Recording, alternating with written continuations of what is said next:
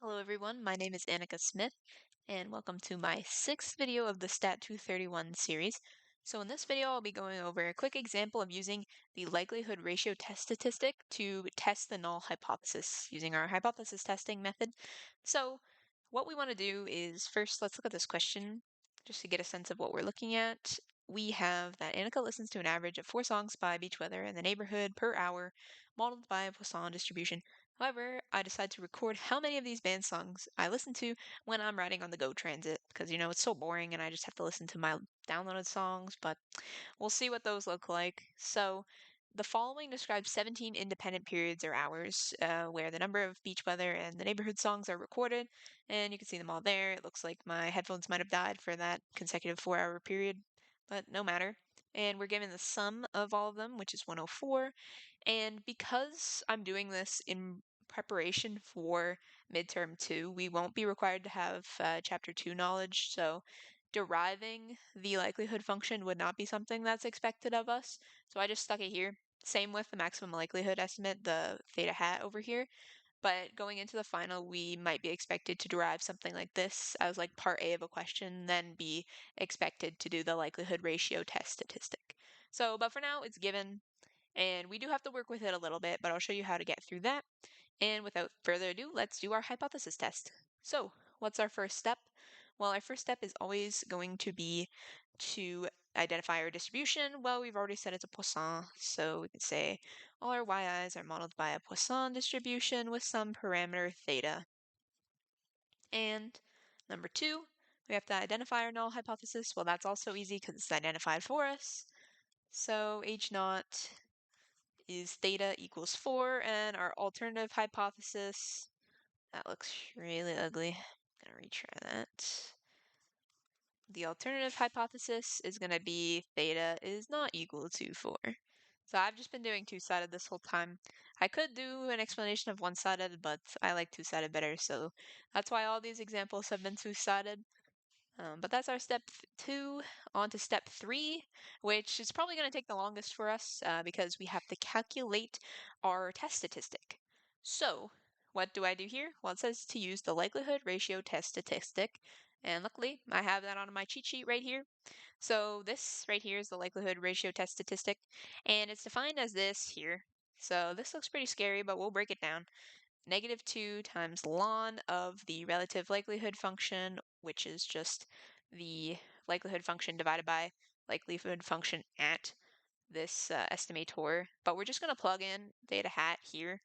So we just have to kind of work with this a little bit to get it into a nicer form, and then we can plug in our value of h or theta naught up at the numerator, and then we can plug in theta hat in the denominator. But it's getting late.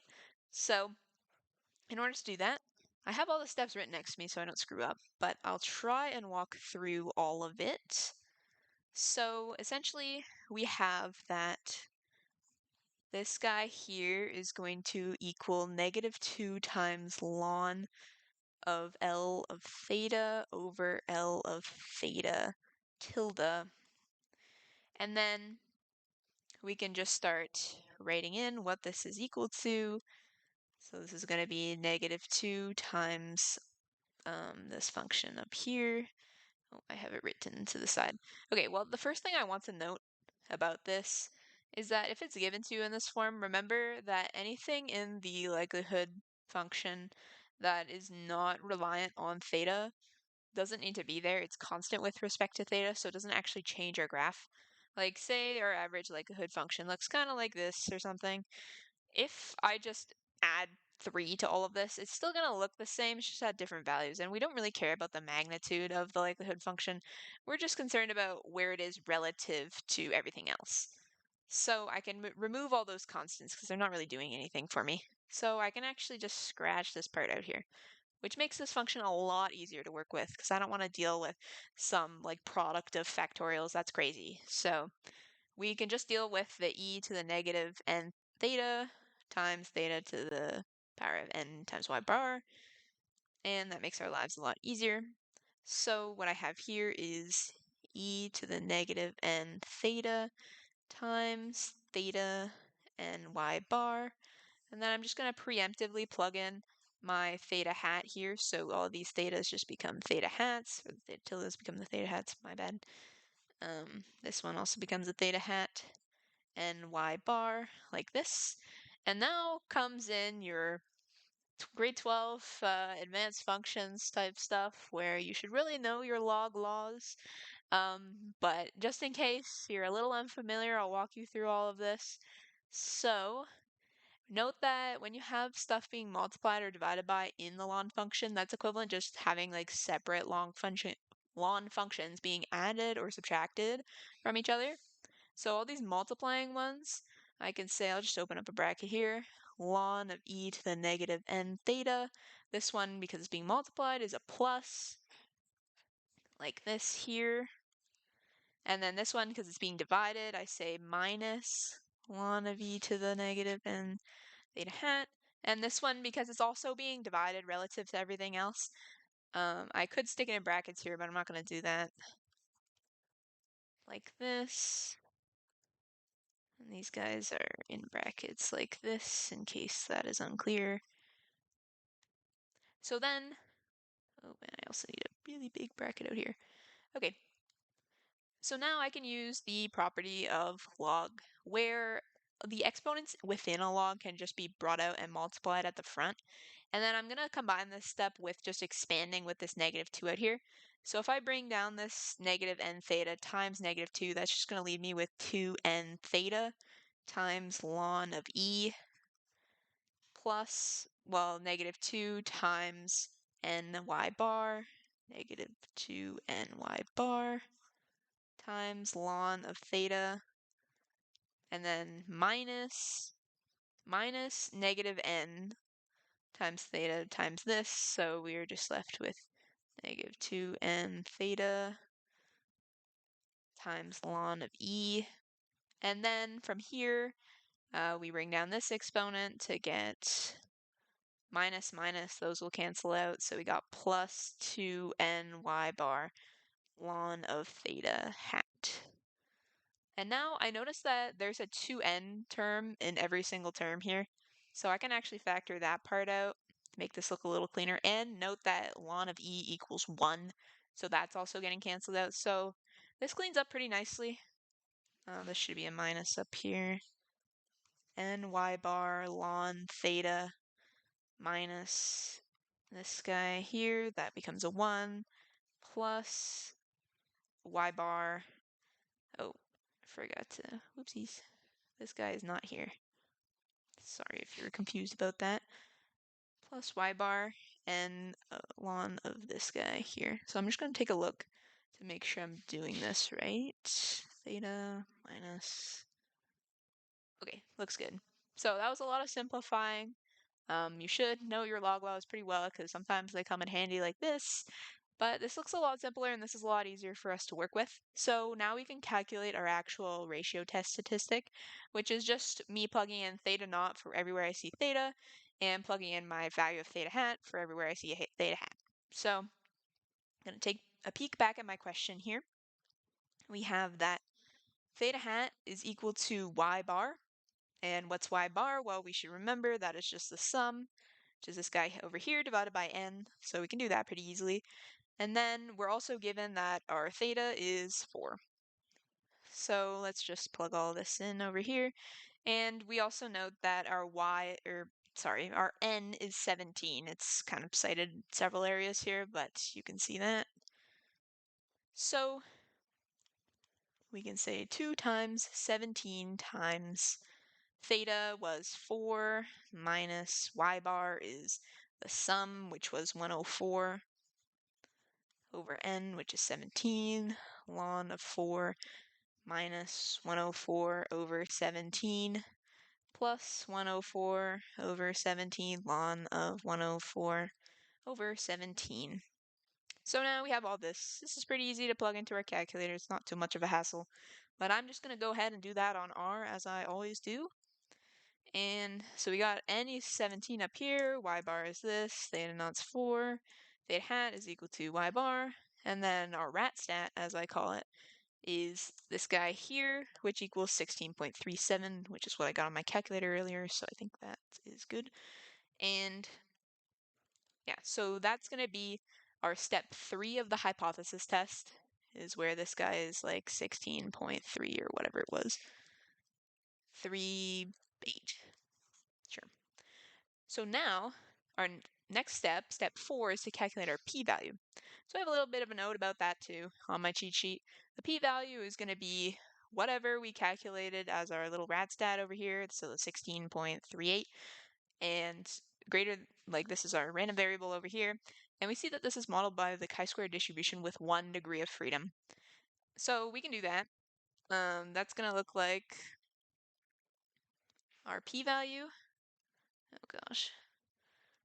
Okay, p-value is p times, I don't know, just call this thing u, greater than or equal to 16.3, whatever. Oh, again, so silly. And then close that guy off, and we can just compute this as chi-squared with 1 degree of freedom. So that would look something like this over here. So I have my rad stat in there. Degrees of freedom is 1, lower tail equals false, so we're taking that upper tail. And when I compute that, I get this really small value over here. So that's great, that's cool.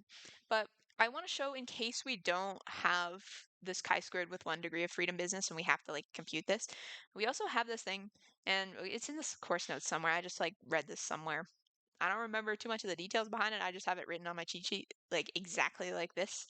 So it's kind of like it's approximately equal to this thing, where it's just the absolute value of z greater than or equal to this square root of our rad stat, and it's modeled by the Gaussian with 0 and 1.